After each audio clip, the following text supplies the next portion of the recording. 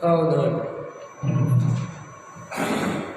ओम नमः सिद्धेभ्यः, ओम नमः सिद्धेभ्यः, ओम नमः सिद्धेभ्यः।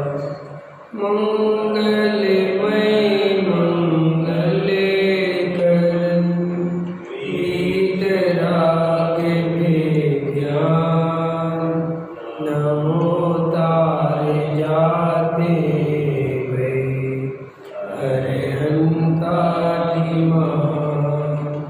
करे मंगल करे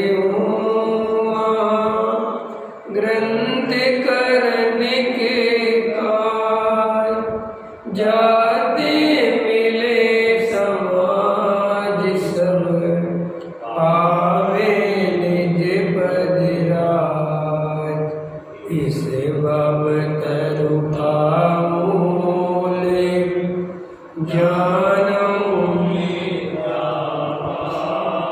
ताको कर निर्मूल, अब करिए मोक्ष उपाय। संतप्त मानसी शांति हो, जिनके गुणों के गान में वे वर्धमान महान विचरे हमारे ध्यान में। मोक्ष मार्ग प्रकाशक 7वां अधिकार। अव्ययभाषी मिथ्या दृष्टि की चर्चा चल रही थी। पृष्ठ क्रमांक 255 सबसे नीचे। इस प्रकार शुद्धोपयोग को ही उपाधि मानकर उसका उपाय करना और शुभोपयोग अशुभोपयोग को हे जानकर उसके त्याग का उपाय करना, जहाँ शुद्धोपयोग ना हो सके वहाँ अशुभोपयोग को छोड़कर शुभ में ही परिवर्तन करना, क्योंकि शुभोपयोग की अपेक्षा अशुभोपयोग में अशुद्धता की अधिकता है। तथा शुद्धोपयोग हो तब तो परद्रव्य का साक्षी भूति रहता है, वहाँ तो कुछ परद्रव्य का प्रयोजन है ही नहीं।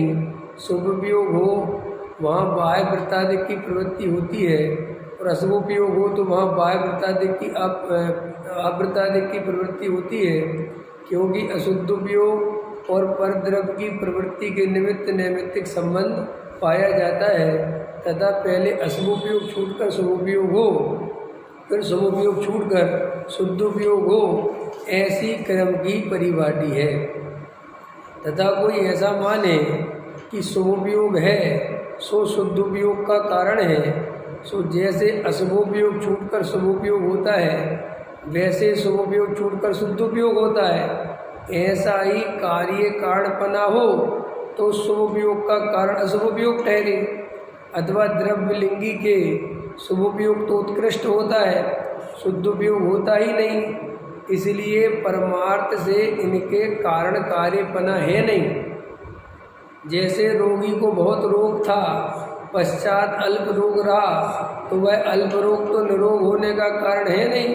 इतना है कि अल्प रोग रहने पर निरोग होने का उपाय करे तो हो जाए, परंतु यदि अल्प रोग को ही भला जानकर उसको रखने का यत्न करे तो निरोग कैसे हो। उसी प्रकार कसाई के तीव्र कसाय रूप अशुभोपयोग था, पश्चात मंद कसाय रूप शुभोपयोग हुआ, तो वह शुभोपयोग तो निकसाय शुद्धोपयोग होने का कारण है नहीं। इतना है कि शुभोपयोग होने पर शुद्धोपयोग का यत्न करे तो हो जाए, परंतु यदि शुभोपयोग को ही भला जानकर उसका ही साधन किया करे तो शुद्धोपयोग कैसे हो। इसलिए मिथ्या दृष्टि का शुभोपयोग तो शुद्धोपयोग का कारण है नहीं। सम्यक दृष्टि को शुभोपयोग होने पर निकट शुद्धोपयोग प्राप्त होता है। ऐसी मुख्यता से कई शुभोपयोग को शुद्धोपयोग का कारण भी कहते हैं, ऐसा जानना। ख्याल में है कि नहीं है। अभी अपन ने पूरी समझ लो, एक पूरा पैरा का इतनी लाइन में सार आ गया कि मिथ्या दृष्टि का शुभ उपयोग तो शुद्ध उपयोग का कारण बनता ही नहीं। लो सम्यक दृष्टि का भले ही कह रहे मान लो, क्यों कि भाई मिथ्या दृष्टि जीव को तो आत्मा का पता ही नहीं है, अपने स्वरूप की खबर ही नहीं है। वो क्या करेगा? वो तो दया दान पूजा भक्ति व्रतशील संयम आदि करेगा और इनमें संतुष्ट होगा, इनमें खुश होगा और घर चला जाएगा। उसे क्या लेना देना शुद्ध उपयोग से? इसलिए जो अपन ने कल चर्चा ली थी कि अशुभोपयोग मिथ्यात्व है अपने लिए, हमारे लिए अभी दया दान पूजा भक्ति व्रतशील संयम आदि इतने जरूरी नहीं है जितने जरूरी भेद ज्ञान करना है। हमारी एक बसर पूजा रह जाए तो रह जाए, भेद ज्ञान नहीं रहना चाहिए। ख्याल में आया कि नहीं आया? एक बसर हमारा व्रत हो पाए नहीं हो पाए, लेकिन भेद ज्ञान नहीं टूटना चाहिए, क्योंकि अभी हमारा जो काम होना है वो भेद ज्ञान से होना है। अभी हमारा काम किसी क्रिया कांड से नहीं होना है। अभी हमें परिवार छोड़ के जंगल भागने की जरूरत नहीं है। अभी तो परिवार में रह के ये परिवार मेरा नहीं है, मैं इसका कर्ता भोक्ता नहीं हूँ, ये मेरे से भिन्न है, ये निर्णय करने की जरूरत है। तो अज्ञानी जीव इस तरफ तो ध्यान देता नहीं और शुभ भाव करना चाहिए, अशुभ से बचना चाहिए, शुभ भाव करना चाहिए, शुभ में रहना चाहिए, अशुभ तो बुरा है। ऐसे वो शुभ अशुभ का भेद करके आश्रव तत्व संबंधी भूल खड़ी रखता है और निरंतर आश्रव का सेवन करता है। क्लियर है ना? तो ये बहुत चलता है लोगों को। भैया शुद्ध उपयोग देखो क्या लिखा टोडामल जी साहब ने, बहुत गजब का लिखा है। अशुद्धता क्या लिखा? अशुद्धता की अधिकता है अशुभोपयोग में, ठीक है, तथा शुद्धोपयोग हो तब परद्रव्य का साक्षी भूत ही रहता है।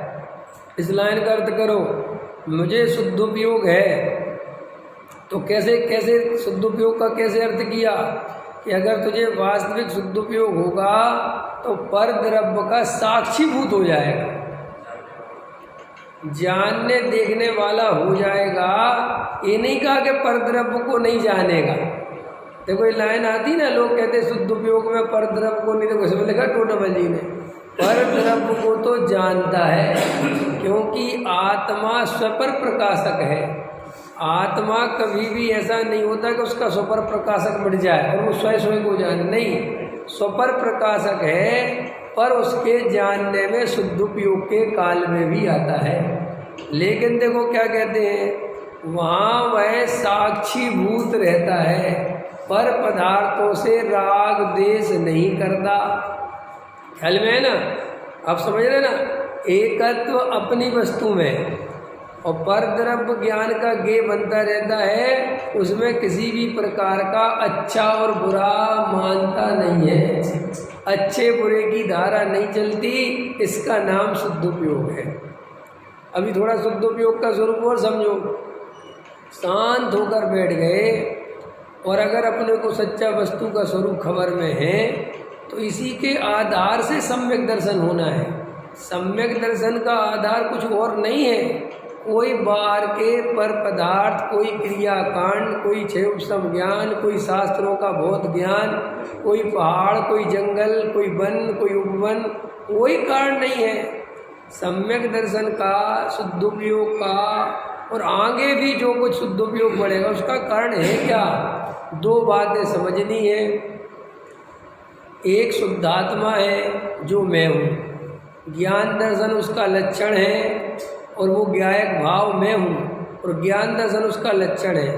तो ज्ञान दर्शन लक्षण के द्वारा उस आत्मा को पहचानना पहले नंबर पर, ज्ञान दर्शन के माध्यम से उस आत्मा को पहचानना। जैसे लोक में नींबू का रस शिकंजी में डला है तो अपन ने ऐसा नींबू शिकंजी पी तो उसका लक्षण वो नींबू की खटास जवान पे आई तो देखो नींबू ख्याल में आता है, पूरा नींबू ख्याल में जाता है ना, अरे ये नींबू है। ऐसे ही श्री गुरु कहते हैं तो शांत होकर बैठ और शांति से वस्तु स्वरूप का विचार कर। वस्तु स्वरूप का माने इस शरीर, संयोग, राग, द्वेष और फिर भेद ज्ञान पूर्वक आत्मा, इसमें से मैं कौन हूँ? क्या ये मैं शरीर हूँ? क्या ये संयोग मेरे हैं? क्या ये सदाकाल मेरे साथ रहेंगे? क्या मैं कन का कर्ता धरता हूँ? क्या ये मेरे अनुसार परिणमन करते हैं? नहीं समझे? ऐसा खूब गहरा गहरा विचार कर, गहरा गहरा विचार करते करते क्या होगा कि अब अंदर चल, बाहर से निर्णय हो गया कि मैं परद्रव्य का कर्ता भोक्ता किसी कीमत पे नहीं हूँ, क्योंकि एक भी पुद्गल द्रव्य, एक भी पुद्गल परमाणु, एक भी संयोग मेरे अनुसार परिणमन नहीं करता। ये शरीर भी मेरे अनुसार परिणमन नहीं करता। इसमें जो होना होता है वो हो रहा है। तो इससे शरीर से भी छुट्टी हो गई, संयोगों से भी बुद्धि हट गई। अब अंदर चलो।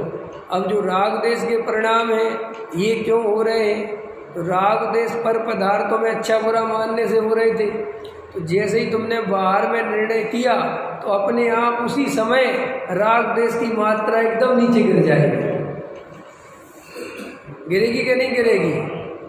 गिरेगी कि नहीं गिरेगी?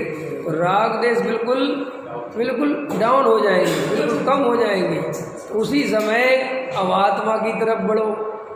क्या आत्मा कैसा है कि जानने देखने वाला ज्ञायक तत्व है? ओह, ये रहा आत्मा, क्योंकि उसका लक्षण प्रकट है। जानने देखने वाला जो ज्ञायक तत्व है उसका लक्षण प्रकट है कि नहीं? कि हाँ है, कि जान रहा हूँ ये ही मैं हूँ, ये मेरा स्वरूप है। तो उसमें अपनापन स्थापित करे और पर पदार्थों से अपनापन तोड़ दे, इसका नाम है सम्यक दर्शन। अब ये तो हुआ सम्यक दर्शन का। अब देखो शुद्ध उपयोग क्या है? उसी आत्मा में अपनापन पूर्वक उस आत्मा का आनंद आने लगा, क्योंकि राग देश मिट गए, लीनता होने लगी और पर पदार्थ ज्ञान का गे बनने लगे। बस उनमें राग देश टूट गया, वही साक्षी भाव हो गया, ये शुद्ध उपयोग हो गया। अब इसके लिए कुछ और करने की जरूरत ही नहीं है, खुद ही बैठने की जरूरत है। लेकिन अपन दिन भर में ये काम नहीं करते और ना जाने क्या क्या काम करते रहते हैं। वो लोग करते रहते कि नहीं? ये असली धर्म है, बिल्कुल यही असली धर्म है। कुछ और धर्म का कोई लेना देना नहीं है। ये सब पूजा पाठ भक्ति दया दान व्रत शील, अरे ये तो जीव जब अपने स्वरूप में नहीं रह पाता तो बाहर में देव साधुओं की भक्ति आती है। क्यों आती है भक्ति? ये भी सुन लो कि वो अपनी आत्मा में रह नहीं पाता और बाहर जिनेंद्र देव को देखता है तो कहता है हे जिनेंद्र देव, मैं तो एक मिनट भी उस आत्मा में नहीं टिक पाता, ये बार बार बाहर आ जाता हूँ। आप कैसे टिके होगी? आपने कैसे ध्यान लगाया होगा? आपके पास कितना वैभव था, कितनी ताकत थी, कितनी सामर्थ्य थी, आपको किसी ने कोई डिस्टर्ब नहीं किया, आपका कहीं पर भी एकत्व नहीं हुआ। और मैं तो जरा सा कोई कुछ कह दे तो परेशान हो जाता हूँ, जरा सा घर में पैसा बढ़े तो परेशान हो जाता हूँ, आजीविका थोड़ी सी डिस्टर्ब हो तो परेशान हो जाता हूँ, कोई मान सम्मान दे तो परेशान हो जाता हूँ। और आप इतने बड़े तीर्थंकर, इतना आपका वैभव, ऐसे आपके सेवक, ऐसा आपका पुण्य का उदय, आपने कैसे सबको लात मारी होगी? ख्याल में आपने कैसे ध्यान लगाया होगा? कैसे आप सम्मिश्र करके पहाड़ पे चढ़ गए होंगे? एक ऐसा वो बाहर का रूपक है, तो ऐसे उसे जिनेंद्र देव की भक्ति आती है कि धन्य आपकी वीतराग, धन्य आपका पुरुषार्थ। और ऐसा पुरुषार्थ मुझे जग जाए भाई, तो इतनी प्रेरणा पाने के लिए, इतना इंस्पायर होने के लिए जिनेंद्र देव से वो खड़ा रहता है। वो इतनी बात है। हमारे यहाँ भगवान जब अच्छा बुरा करते ही नहीं, तो हमारे यहाँ भगवान की अच्छे बुरे के लिए भक्ति कर ही नहीं जाती। ये अलग बात है, अज्ञानी को खबर नहीं है तो भगवान की भक्ति भी मूर्खता से कुछ लेने देने के लिए करता है, भला करवाने के लिए करता है। भगवान तो भला करते नहीं, ख्याल में है ना। और अज्ञानता बढ़ती चली जाती है, बढ़ती चली जाती है, बढ़ती। अभी एक दिन एक भाई मिला, जैनी था, मैं सागर गया था ना, तो मिला मेरे को, कुछ व्यापार संबंधी काम था तो मैं गया कुछ, तो बोला मेरे से, अरे मैंने कहा तुम धार्मिक आदमी है बड़ा, उसके हिसाब से बड़ा खूब महाराजों के पास जाना ये करना। मैंने उससे कहा कि तुम थोड़ा स्वाध्याय वगैरह किया करो। ख्याल में आया कि नहीं आया?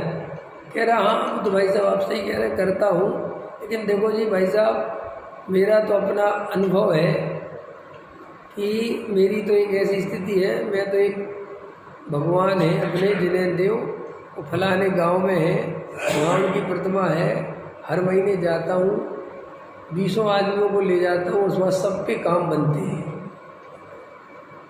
समझ में आया कि नहीं आया?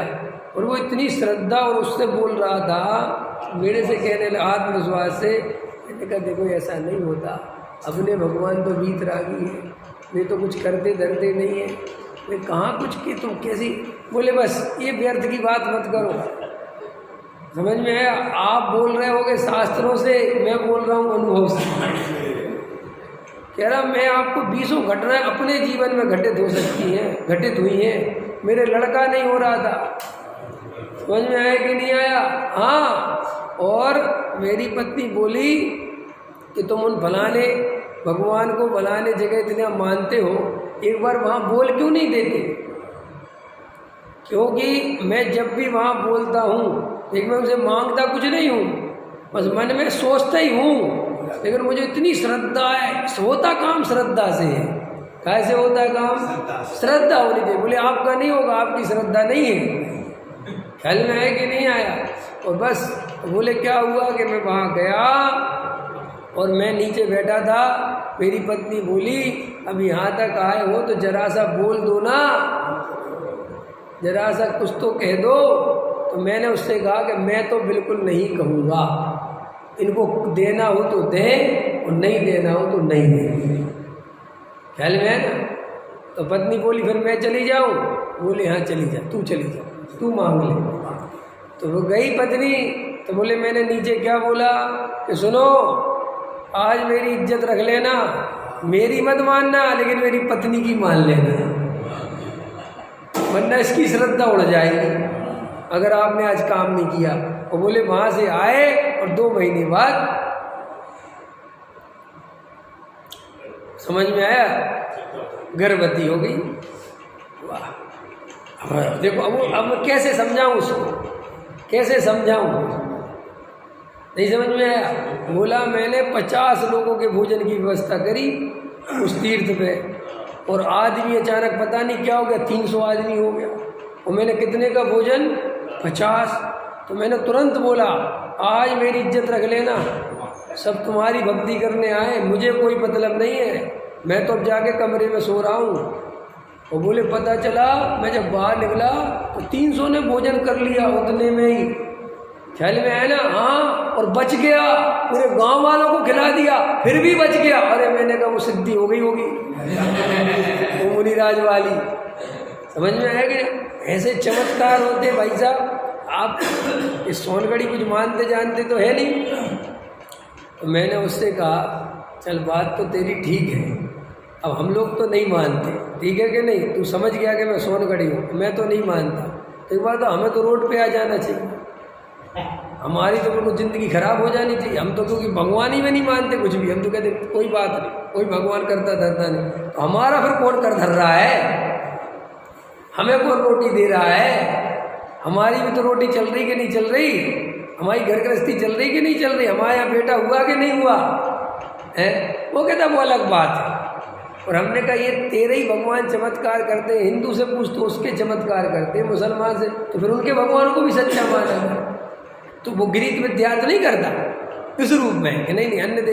तो मैंने कहा तेरे भगवान में शक्ति है, और वे कहते हमारे भगवान में शक्ति है। और जैसे तू दलीलें दे रहा है कि मेरा काम बनता है, तो ऐसी उनकी दलीलें तेरे से ज़्यादा हो सकती है कि मेरे बन गए। अब बोलो, लेकिन नहीं मानता। मैंने उससे कहा तुम थोड़ा स्वाध्याय वगैरह करा। कह रहा नहीं भाई साहब एक बार आप चलो, आपकी जो इच्छा हो पूरी ना हो तो मुझे बता दें, आप बस श्रद्धा रखना। मैंने कहा अगली बार चलूँगा। समझ में आया कि नहीं आया?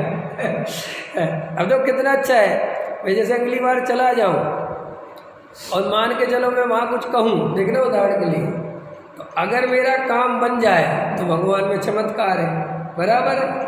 और अगर नहीं बने तो मेरे में दोष है, भगवान फिर भी दोषी नहीं हुआ। कहता है कितनी दुनिया पागलों जैसी चलती है। नहीं समझ में आया? ये तुम्हारा काम बन गया तो किसने किया? भगवान ने किया। और अगर नहीं बना तो तुम्हारी श्रद्धा नहीं थी। भगवान की कोई केस में गलती नहीं है, कहीं ना कहीं चेक करो गलती। अब जैसे किसी आदमी से कहो जाके माला फेरना, जो कितने सरल है टूट के करना, कितना दुनिया को मूर्ख बनाने का धंधा कितना सरल है। कैसे? देखो जी, हमारे दरबार में आओगे, श्रद्धा के साथ आओगे, तुम्हारे काम 100% बनेंगे। बराबर। अब श्रद्धा कोई नाप तो है नहीं जिसकी फोटो ली जा सके कि भाई ठीक है नहीं। अब कोई आदमी बड़ी श्रद्धा से वो मंत्र पढ़े और उसका काम नहीं बने और वो जाए, तो देखो गुरुजी को टेंशन लेने की जरूरत नहीं है कि अब गुरुजी फंस गए। गुरुजी कभी नहीं फंसेंगे। गुरुजी तुरंत क्या कहेंगे? चेक करो तुम्हारी श्रद्धा में कहीं ना कहीं कमी है। और माला फेरते समय तुम्हें याद करो, कुछ ना कुछ याद आ गया होगा। तो ऐसा दुनिया में कौन है? अरे जिनके तुम्हारे प्रयोजन की सिद्धि हो गई है ना, इनसे पूछो, उनसे तो पूछते नहीं। उनको तो कहते देखो इसका काम बन गया, देखो इसका काम बन गया, देखो इसका काम बन गया, कहते कि नहीं कहते? तो उनसे पूछो कि क्यों तुम्हें किसी की याद आई थी, तब तो ईमानदारी हो। लेकिन जब काम बन जाता है तो भगवान ने बनाया, देखो भगवान का चमत्कार। और जब काम नहीं बनता तो तेरी श्रद्धा में कमी है, तेरे उच्चारण में कमी है, तेरे तरीके में कमी है। और ऐसे मूर्ख बनाने के धंधे चलते रहते हैं और अज्ञानी जीव इन कामों में लगा रहता है। तो देखो भाई, शांति से समझो, कुछ बाहर में कुछ नहीं है। अज्ञानी जीव बेचारा कुछ नहीं जानता, उसे कुछ खबर नहीं। अरे अपन तो मोक्षु हो गए, अपने पास तत्व ज्ञान है, अपन को तो ये पता है कि 4 गति परिभ्रमण कैसे चल रहा है। अपन को तो पता है कि अगर अपन ने मिथ्यात्व का नाश नहीं किया तो निगोद चले जाएंगे। मिथ्यात्व सबसे बड़ा पाप है। मैं आत्मा हूँ, मैं जड़ की क्रिया का कर्ता भोक्ता नहीं हूँ। ये असली जैन धर्म है, ये असली जैन धर्म है ये, जो अपन को पूज्य गुरुदेव श्री के माध्यम से मिल गया। अब जरा सी कल्पना दूसरी तरफ तो करो उन व्यवहारियों की। उन बेचारों को कुछ नहीं पता, उन्हें कोई बताने वाला नहीं है। कोई नमोकार मंत्र की जाप दे रहा है, कोई ओम ह्रीम क्लीम बड़े बाबा नमा की जाप दे रहा है, कोई बड़े बाबा मेरे दुख हर लो, कोई फलाने बाबा ये, कोई महाराजों को बिहार करा के बाहर करा के बस खुश हो रहा है, महाराजों की पीछे रखवा के खुश हो रहा है। समझ में आया? धर्म के नाम पर 2-4 क्रियाएं पालता है, तीर्थों पर दौड़ता है, कोई रोज तिजारा, कोई सम्य सगर, कोई कहीं। वो बताओ उस बेचारे को इस मनुष्य पर्याय में जैन कुल में जन्म लेकर मिथ्यात्व बड़ा पाप है। ये मिथ्यात्व का नाश करने के लिए मेरा जन्म हुआ है, ये बात कोई बताने वाला ही नहीं है। बोलो हमारा पुण्य का उदय कितना ज़्यादा है। और अगर इतना पुण्य के उदय होने पर भी हम मिथ्यात्व का नाश नहीं करें और इधर उधर समय निकाल दें, अरविंद जी नहीं समझ? पकड़ो बात। अपन के पास जो अपन को बात मिली हुई है वो चूकने जैसी नहीं है। अब अपन को ये सब इधर उधर टाइम बर्बाद नहीं करना चाहिए। अरे अगर अपन टाइम बर्बाद करेंगे तो अपन कुएं के पास रह के प्यासे मर गए, ये कहानी बनेगी। जो रेगिस्तान में प्यासा मर जाए इसमें कोई आश्चर्य नहीं है। अरे हमें तो सब कुछ पता था, सब कुछ पता होने पर भी हम परद्रव्य से एकत्व नहीं तोड़ पाए, परद्रव्य से सुबुद्धि नहीं तोड़ पाए, संयोगों से सुबुद्धि नहीं निकली। बताओ कैसे अज्ञान है।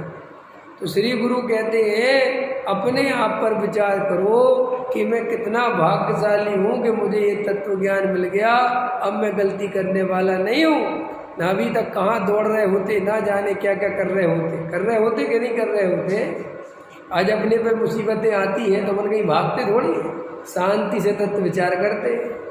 और अगर मुसीबतें आती और इस वस्तु का स्वरूप नहीं होता तो कोई पीर बाबा पे, कोई फलाने बाबा पे, कोई कंटा माला, कोई कुछ कर रहे होते कि नहीं कर रहे हो। तो अपन कितने बड़े पागलपन से बचे हुए हैं। लेकिन अभी जो अपने पास अमृत है अपन उसको पी नहीं रहे। अपन जहर से तो बच गए लेकिन जो अमृत की बोतल है वो पी नहीं रहे। अमृत की बोतल वो ज्ञायक भाव है, वो चैतन्य तत्व है, उसकी चर्चा करो लेकिन उसमें चरण भी करो, उसमें अपनापन भी करो, आत्मानुभव का उपाय करो, वेद ज्ञान निरंतर करो। 24 घंटे वेद ज्ञान चलना चाहिए। अपने बहुत से मुमुक्षु बन के ही संतुष्ट हो गए। हम सब कायवा से संतुष्ट, बताना आप और हम कायवा से संतुष्ट हो रहे हैं। जब हमारे 24 घंटे वेद ज्ञान नहीं चलता तो हमें संतुष्ट होना चाहिए। ये देखो लिखा है टोडामल जी ने, शुभोपयोग होने पर ही संतुष्ट हो जाता है ना। क्या अब इसकी कैटेगरी बांटो। एक आदमी का तो शुभोपयोग है ही नहीं, अशुभोपयोग को ही शुभोपयोग मान के संतुष्ट हो रहा है। क्या नहीं समझ में आया? अरे जो गृहीत मिथ्या दृष्टि है, तो गृहीत मिथ्या दृष्टि है जो भगवान तिजारा वाले मेरे सुख दुख हर लो, ये शुभोपयोग है कि महाशुभोपयोग है? नहीं समझ में आया? इस अशुभोपयोग करके ही खुश हो रहा है।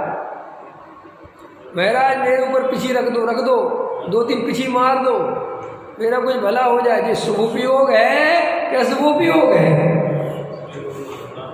और उसको शुभोपयोग मान रहा है तो अशुभोपयोग, क्योंकि महामिथ्यात्व है। अरे महामिथ्यात्व को स्वभाव कैसे कह दे? ये थोड़ा एंगल समझना, ख्याल में है ना। सम्मेस्कर का पहाड़ चढ़ रहा है, पाशनाथ मेरी पीड़ा हर लो, ये शुभोपयोग है क्या शुभोपयोग है? पकड़ना। ये नहीं साहब, थोड़ा तो शुभ भाव है। अरे किलबिश बन जाओगे, व्यंतर बन जाओगे, भूत बन जाओगे, ये शुभोपयोग से और क्या बनोगे? कोई देव नहीं बन जाओगे।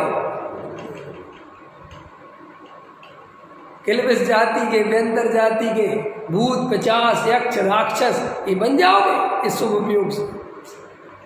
इसको शुभोपयोग कहते हो?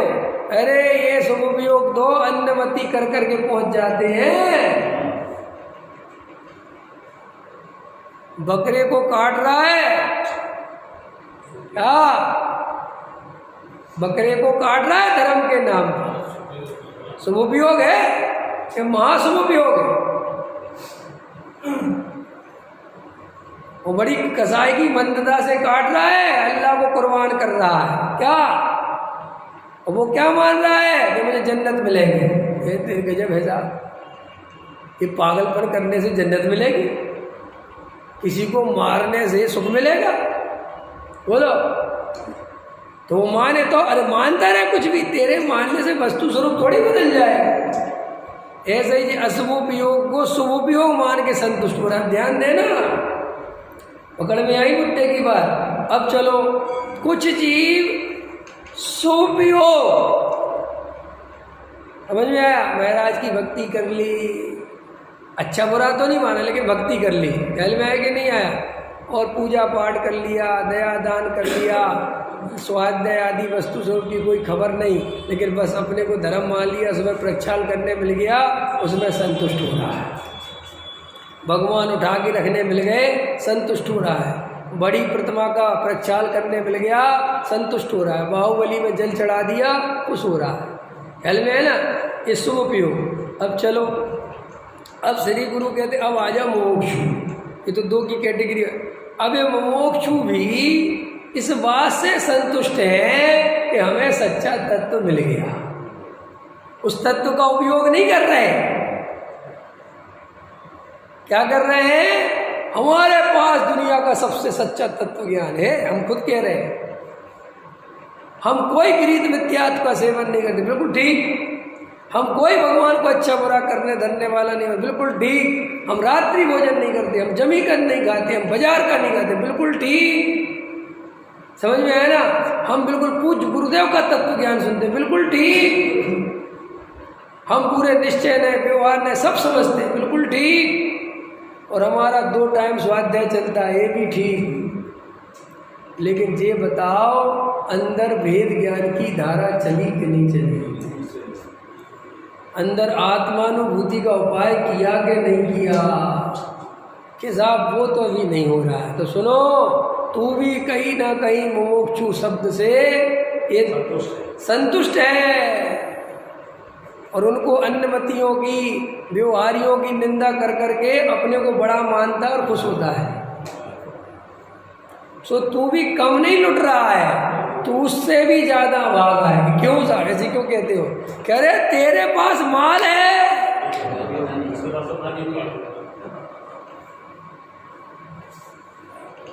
टोडामल जी साहब ने लिखा है, कोई कोड़ी को अमृत पान कराए। ये नहीं लिखा कि अमृत पान नहीं कराए, कह रहे अमृत पान कराए और वो अमृत पान ना करे, तब उसके अभाग्य की महिमा हमसे नहीं कही जाती। ऐसे ही हमारे साथ भी हो रहा है। हमें समय सार रूपी अमृत मिल गया, पूज्य गुरुदेव श्री जैसे पिलाने वाले मिल गए, समझ में आया कि नहीं आया? डॉक्टर साहब जैसे सरल करने वाले मिल गए, सब कुछ मिल गया, सब कुछ मिल गया, फिर भी हम उसको पीते नहीं हैं, सिर्फ उसकी चर्चा कर करके संतुष्ट होते हैं। और दूसरा टारगेट क्या बन गया मुमुक्षुओं का? खुद तो पीते नहीं, और टारगेट क्या बन गया कि सारी दुनिया को पिलाओ, बांटो तत्व ज्ञान, बांटो बांटो, मोक्ष को सब जगह बढ़ाओ, वहाँ नए लोग जुड़ रहे हैं वहाँ जाओ, वहाँ नए लोग जुड़ रहे हैं वहाँ, सबके टारगेट जैसे उनके टारगेट होते हैं ना, अपनी संख्या बढ़ाओ, हैं ऐसे ही अपनी संख्या क्या क्या करना, संख्या बढ़ा के ये बहुत बढ़िया काम है, संख्या बढ़ा, क्या बढ़ाएं, क्यों बढ़ाएं? जिसकी योग्यता होगी वो अपने आप आ जाएगा। अरे हमें कौन मिला था? हमारी योग्यता से अपन पहुंच गए ना जहाँ पहुंचना था। कौन किसको बनाता है? लेकिन वहाँ अपने अमृत को पीने पे तो ध्यान देता नहीं, और ये दो चार बातें सीख के संतुष्ट होता है। अथवा थोड़ा जैवसम ज्ञान हो गया, निमित्त की परिभाषा, उपादान की परिभाषा, चार अभाव की परिभाषाएं, थोड़ी और बारीकियाँ सीख ली, थोड़ी और तत्व चर्चा में इन्वॉल्व हो के डायरियाँ बना ली, लिख ली, याद कर ली, थोड़ा जैवसम ज्ञान था तो याद रह गया, और दो चार नियम धर्म यथायोग, बस मोक्ष बन के खुश रहता है। और अन्नमतियों को, व्यवहारियों को देख देख के सोचता है ये मूर्ख है, इन्हें कुछ पता नहीं, ये अज्ञानी है, इन्हें कुछ पता नहीं, जैसे इसको सब कुछ पता है। और ये सब अनादि से जीव का स्वरूप है, सब अपने अहंकार पुष्ट करता है। आपको पता है, पीछे मैं कई दफ़े बता चुका, आप निंदा करे बिना जी नहीं सकते। क्या कहा मैंने? आदमी रोटी के बिना नहीं जी सकता, ये तो समझ में आता है, पानी के बिना नहीं जी सकता, ये भी समझ में आता है, लेकिन कोई किसी की निंदा करे बिना नहीं जी सकता, ये बिल्कुल समझ में नहीं आता। कभी आपने सोचा कि ये निंदा करने की इतनी ज़रूरत क्यों पड़ती है? आपको मैंने कई दफ़े समझा, आप फ़ोन पे बात करना किसी से, ये महिलाएं घंटों बात करती हैं, लड़के भी बात करते हैं, पुरुष भी बात करते हैं, तो आप अधिकतर देखना आप निंदा करते हो। वो तो फला तो ऐसा नहीं, अरे हम तो जानते उनको, अरे वो तो बहुत ही बेकार है, आप यही तो करते फोन पर। क्या करते हैं? समझ में आया कि नहीं आया? कभी विद्वानों की बुराई, कभी पड़ोसियों की बुराई, कभी रिश्तेदारों की बुराई, कभी व्यापारियों की बुराई, कभी घर की बुराई, जितने जितने नज़दीक मिलते जाएं, जिससे पत्नी की बुराई कर सकते हैं उससे पत्नी की बुराई। अब हर किसी से पत्नी की बुराई तो नहीं कर सकते, क्योंकि पत्नी की बुराई हर किसी से तो नहीं करी जा सकती, तो पत्नी की बुराई किससे करी जाती है? बताओ जल्दी। हैं? हाँ, समझा ना, उसका भी दुख वही हो और अपना भी वही हो, तो फिर चालू हो जाता है ना? है, पकड़ में आ गया। और अब मान के चलो, और ऐसा समझ में है ना, पड़ोसी की बुराई पड़ोसी से नहीं करता, और दूसरा आदमी खोजता है कि जे अगर ऐसा नहीं हो बाद में इससे बता दे तो दिक्कत हो जाएगी। तो ऐसे पूरे जीवन भर ये निंदा का रस रहता है, और ये निंदा कर करके, क्योंकि निंदा नहीं करेगा जीव तो वो अपने अंदर गिलानी से भर जाएगा। आपको पता है निंदा करने का सबसे बड़ा कारण ये कि हमारे अंदर जो गिलानी इकट्ठी होती है ना, वो हम दूसरे की निंदा करके संतुष्ट हो जाते हैं। अरे ठीक है, जैसे मान के चलो अपन ने बेईमानी करी, अब बेईमानी कचोट रही अंदर, तो तुरंत हम अकेले थोड़ी हैं। अरे हमने तो उल्टा 10 रुपये रखे, फला तो 20 रुपये रखता है। और वो अपनी बेईमानी को, उसकी बुराई करके दूसरे में लगा के उसको कंप्रोमाइज कर लेता है, उस कचोट को निकाल देता है। ख्याल में हर काम में ऐसे ही चलता है। ऐसे ही अपन में आपसे कहूँ कि अरे भैया आप आत्मानुभव नहीं करते, वेद ज्ञान नहीं करते, तत्व विचार नहीं करते, ये जी तो हम अकेले थोड़े ही हैं। अरे हम तो जोड़ो अभी जुड़े हैं, 20 साल पुराने क्या कर रहे हैं, लोग जब हो गया है, करते कि नहीं करते। तो ऐसे अपना जीवन खत्म करते चले जा रहे हैं। और जब ये जीवन खत्म हो जाएगा तब समझ में आएगा कि क्या कर दिया आपने। भैया ये शांति से जागो, बहुत भेद ज्ञान करो, ये बड़ी मुश्किल से तत्व मिला है। देखो क्या कहते हैं, शुद्धोपयोग, ये तो बहुत इंपॉर्टेंट लाइन लिखी है। कोई ऐसा माने कि शुभोपयोग है सो शुद्धोपयोग का कारण है ना, ऐसा माने कोई, तो कहते नहीं ऐसा नहीं है। अगर तू ऐसा कहता है तो अशुभोपयोग शुभोपयोग का कारण है, क्योंकि अशुभोपयोग छूट कर क्या हुआ, शुभोपयोग, और शुभोपयोग छूट कर क्या हुआ, शुद्धोपयोग। तो अगर तू ऐसा मानता है कि शुभोपयोग के कारण शुद्धोपयोग हुआ, तो फिर ऐसा मान अशुभोपयोग के कारण शुभोपयोग हो, तो मिथ्या सम्यक का कारण बन गया। समझ में आया कि नहीं आया? सम्यक काय के कारण से हुआ, मिथ्या के कारण से। अरे नहीं भाई, ऐसा नहीं है। सम्यक अलग चीज है, मिथ्यात अलग चीज है, उनमें कोई कारण कार्यपना नहीं है। उल्टा यही कारण कार्यपना है कि ये मिटेगा तो ये आएगा, उनमें तो विपरीतता है, कारणपना कहाँ है। नहीं समझ, एक दूसरे के पूरक थोड़ी है, वे तो एक दूसरे के दुर्विरोधी हैं। कैसे विरोधी हैं कि अगर मिथ्यात रहेगा तो सम्यक तो नहीं होगा, अगर अशुभोपयोग रहेगा तो शुभोपयोग नहीं होगा, और अगर शुभोपयोग होगा तो शुभोपयोग नहीं होगा। तो वे एक दूसरे के कारण हुए कि विरोधी हुए, और तूने कारण मानता है। ऐसे ही शुभोपयोग होगा तो शुद्धोपयोग नहीं होगा, शुभोपयोग का अभाव होगा तो शुद्धोपयोग होगा। अंधेरे को नहीं देखा, लेकिन ऐसा कोई माने कि अंधेरा प्रकाश का कारण है, तो अरे तो मूर्ख है भाई। ख्याल में आया कि नहीं आया? गहराई से विचार करने की बात है ये सब।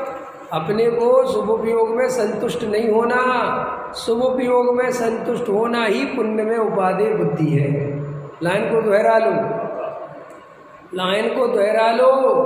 कोई मुमुक्षु ये कहे कि हम शुभ भाव को हे मानते हैं, बंध का कारण मानते हैं, उसे उपादेय नहीं मानते, ठीक है, बोला तो बराबर है, लेकिन परीक्षा कैसे हो कि तू शुभ भाव करके अगर संतुष्ट है तो तू उसे उपादेय भी मानता है, मोक्ष का कारण भी मानता है, भला मानता है। कि बोलता भले ही कुछ हो, बोलने तो क्या है, ये तो रटंती विद्या वाला काम है, रोज सुनता है तो सुन सुन के बोलता है, अंदर तू शुभ भाव करके संतुष्ट है।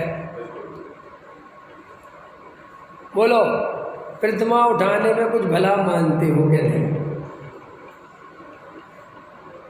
उदाहरण है ना, प्रतिमा उठाने में अभिषेक से प्रतिमा उठी ना सिंगल, उससे कुछ भला मानते हो कि नहीं, कुछ विशेष मानते हो कि नहीं? नहीं साहब, क्या है उसमें, वो तो जड़ की क्रिया है। तो जब उठाने नहीं मिलती तो इतनी तकलीफ क्यों होती है? हाँ, क्यों चलता है? जब तुम निर्णय है इसमें क्या है, तो व्यवस्था है, क्यों फिर अंदर क्यों इतनी तकलीफ होती है?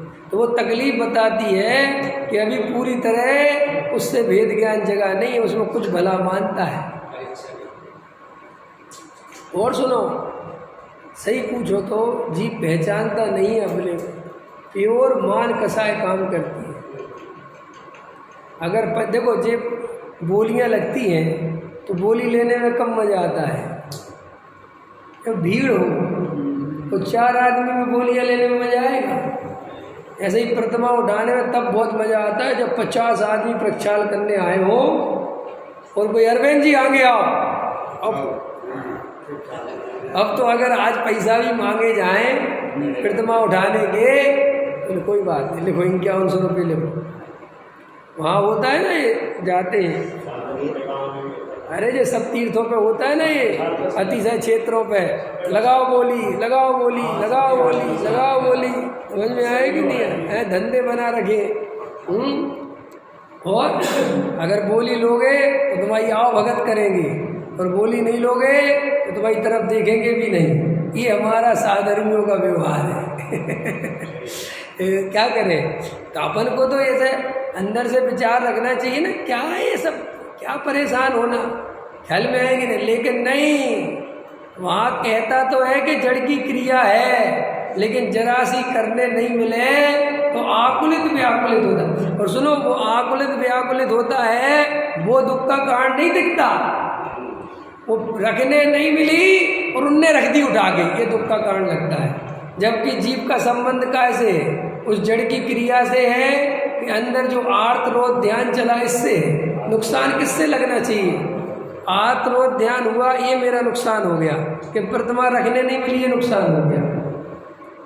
लेकिन अपन को अंदर का तो नुकसान खबर में ही नहीं पड़ता। मान कसाय का भाव जगा, तो मान कसाय का भाव जगते ही आत्मा में आकुलता पैदा हुई। तो वहाँ तो देखता नहीं, लेकिन मान कसाय की पूर्ति नहीं हुई किसी के निमित्त से, तो उससे कसाय करता है। तो देखो, ये अपन को पकड़ में आ गया कि शुभ उपयोग में संतुष्ट कोई होता है तो वो गारंटी से उसमें उपादेय बुद्धि होती है। अन्य अगर असली सम्यक दृष्टि हो तो उसे तो एक शुद्धात्मा की चाह होती है, अपने त्रिकाली ध्रुव की अनुभूति उस त्रिकाली ध्रुव में एकत्र होता है। और जो शुभ भाव आते हैं उनसे वो जरा सा भी प्रसन्न नहीं होता। आते हैं, आते, कोई बात नहीं, भक्ति का भाव आता है, कोई बात नहीं, वो प्रसन्न क्या होना, ये मेरी वस्तु थोड़ी। जैसे समझ लो, मुनीम है, मुनीम, और मुनीम सेठ जी की पेमेंट आवे, बहुत दिन से नहीं आ रही थी, सेठ जी की पेमेंट आवे तो मुनीम खुश होगा कि नहीं होगा? प्रश्न है मेरा, खुश होगा कि नहीं होगा? कि होगा कि चलो अच्छा पेमेंट आ गई, बोलेगा सेठ जी बढ़िया हो गया, आज तो बहुत पेमेंट आ गई, बढ़िया काम हो गया, रुकी हुई पेमेंट आ गई, सब बोलेगा। लेकिन अंदर में उसमें जरा सा भी एकत्व नहीं करेगा। उसे तो अपने जो 10,000 मिलने हैं, वो तो ये सोचेगा कि आज सेठ जी की पेमेंट आ गई तो अपने 10,000 मिल जाएंगे, बात में उसका तो समझे। श्री गुरु कहते हैं कि ज्ञानी को जो शुभ भाव आते हैं वो उनमें एकत्व नहीं करता, और उनमें भी जो प्रसन्नता का अनुभव करता है तो शुभ भाव के काल में जो चेतन तत्व की खुमारी चली, जो त्रिकाली ध्रुव की धुन चली, वो तो उससे प्रसन्न होता है। तो शुभ भाव अकेले से संतुष्ट आप पूजा करो और आपको आत्मा की याद नहीं आए तो आप कहना आज मेरा बेकार हो गया सब, हुई गया, इतना बढ़िया तो हो गया, आपको प्रतिमा उठाने मिल गई, रखने मिल गई, प्रक्षाल में भी आ गए थे, कह रहे सब आ गए थे, लेकिन मुझे स्वरूप की याद ही नहीं आई।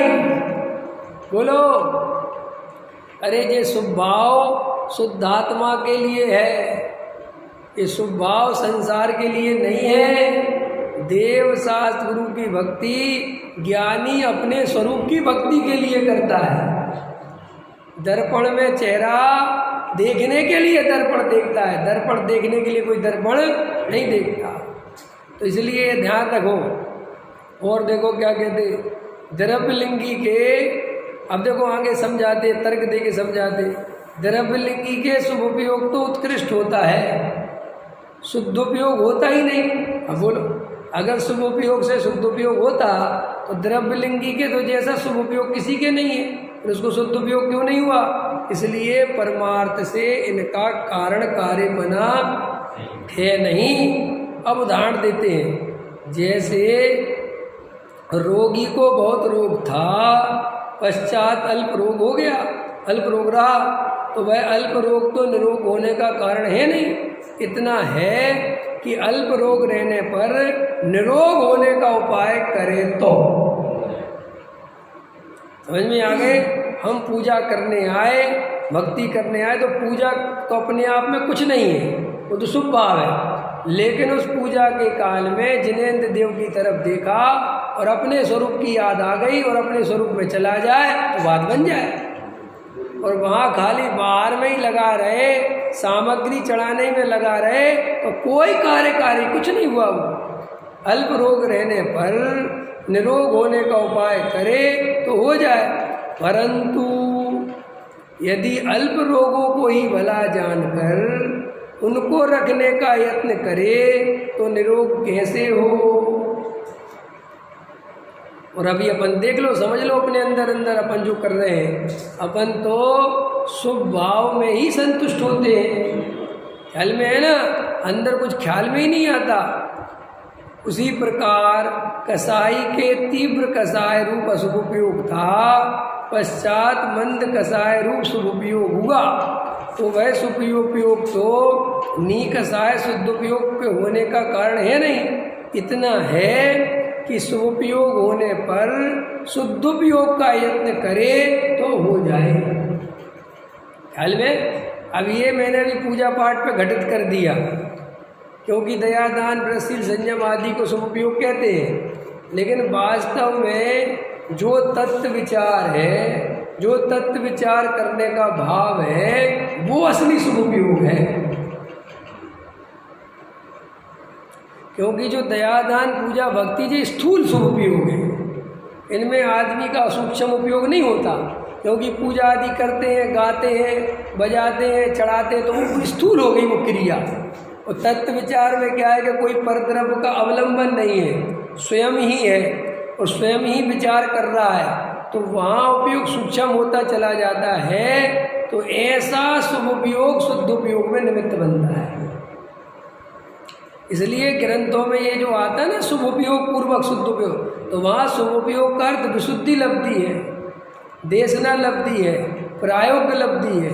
समझ में आए कि नहीं? हाँ, वो अर्थ नहीं है कि गाओ बजाओ ये सब के, ये नहीं है, ये सब ये तो बहुत स्थूल है। अब जो नाच रहे हैं पंच कल्याणकों में, इससे थोड़ी कुछ होता है, ये तो बहुत स्थूल है, बहुत स्थूल। इनमें तो कदाचित कोई जीव भाग्य से कोई होनहार बली और पलट जाए और स्वरूप में चला जाए और सम्मेलन हो जाए, डूब जाए, तो अलग बात है। बाकी जे बहुत स्थूल होते हैं। असली तो शुभोपयोग तत्व विचार है। 24 घंटे जिन जीवों को वेद ज्ञान चलता है, असली शुभोपयोग तो वो है, उसमें काम होता है आत्मानुभूति का। शुभोपयोग होने पर शुद्धोपयोग का यत्न करे तो हो जाए, परंतु यदि शुभोपयोग को ही भला जानकर उसका साधन किया करे तो शुद्धोपयोग कैसे हो। इसलिए मिथ्या दृष्टि का शुभोपयोग तो शुद्धोपयोग का कारण ही नहीं है। क्यों नहीं है? क्योंकि उसको वस्तु स्वरूप की खबर नहीं है। इसलिए द्रव्यलिंगी के इतना शुभोपयोग होता है तो भी उसको शुद्ध उपयोग नहीं होता। तर्क समझ में आ गया कि नहीं आ गया? क्योंकि उसको वस्तु स्वरूप की खबर नहीं है। इसलिए व्यवहारियों को संवर्धन मुश्किल पड़ता है। क्यों? कि वस्तु स्वरूप हाथ में है नहीं। अब चाहे वो कितने ही शुभोपयोग करते रहे, कितने ही लगे रहे मुनिराजों की सेवा में, लेकिन जब तुम्हें वस्तु का स्वरूप ही पता नहीं है तो तुम तो क्या मानोगे कि महाराज मेरे ऊपर पिछी रख दे तो मेरा भला हो जाए, महाराज का मेरे घर में भोजन हो जाए तो भला हो जाए। जिनके घर में मुनिराजों का आहार होता है, उनके घर में धन सामग्री की कभी कमी नहीं होती। अगर शास्त्र में वर्णन है तो मरा जाता है मुनिराजों को आहार देने, तो मुनिराजों को आहार देने के लिए मरता है कि धन सामग्री आ जाएगी इसके लिए मरता है। नहीं समझ में आया? अरे तो मुनिराजों की भी सच्ची भक्ति नहीं करते, तू तो धन की भक्ति करता है, और धन की भक्ति करता है सो धन किस माध्यम से मिलेगा ये शास्त्रों में लिखा है, सो उस माध्यम को अपनाता है। इतनी सरल सी बात है। संसारी जीव तो ऐसे करते कि नहीं करते? बोलो, कुंडलपुर क्यों जाते हैं लोग? चांदनपुर भाई कौन सा है, तिजारा, महावीर जी क्यों जाते हैं लोग? कोई वहाँ भगवान की भक्ति है? कोई भगवान की भक्ति नहीं है। किसी ने कह दिया तिजारा रोज जाते हो तो व्यापार दिन दुगना रात चौगुना बढ़ता है, तो हर महीने तिजारा भागने लगे, ख्याल में आया कि नहीं आया। और किसी ने कह दिया अब तिजारा वाले भगवान कमज़ोर पड़ गए, अब चंदेरी कहाँ चांद खेड़ी जाओ, क्योंकि वहाँ चांद खेड़ी में प्रभावक गुरुओं का प्रभाव है। समझ में आया कि नहीं आया। तो कहाँ भागेगा, चांद खेड़ी। तो आप जानते हो इस मिथ्या दृष्टि अज्ञानी जीव को भगवान की कोई भक्ति नहीं है, इसे तो धन सामग्री की, पुण्य के उदय की सामग्री की भक्ति है। तो वो जिसके निमित्त से मिले उसकी भक्ति करता है बस। सहजानंदी सूत स्वरूपी श्री